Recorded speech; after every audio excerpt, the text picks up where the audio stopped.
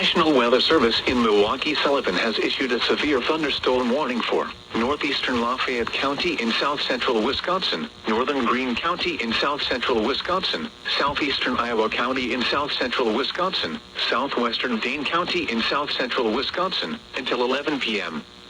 At 10:17 p.m., a severe thunderstorm was located 7 miles southwest of Mount Horeb, moving southeast at 50 miles per hour. Hazard, 60 miles per hour wind gusts and quarter-size hail. Source, radar indicated. Impact, hail damage to vehicles is expected. Expect wind damage to roofs, siding, and trees. Locations impacted include Western Madison, Fitchburg, Monroe, Verona, Oregon, McFarland, Mount Horeb, Belleville, New Glarus, Brooklyn, Monticello, Blanchardville, Barneville, Blue Mounds, Dayton, Ridgeway, Hallandale, Attica, Powley, and Pine Bluff. People attending the Belleville Community Picnic should seek safe shelter immediately. Other landmarks included are the following location: York Memorial Church.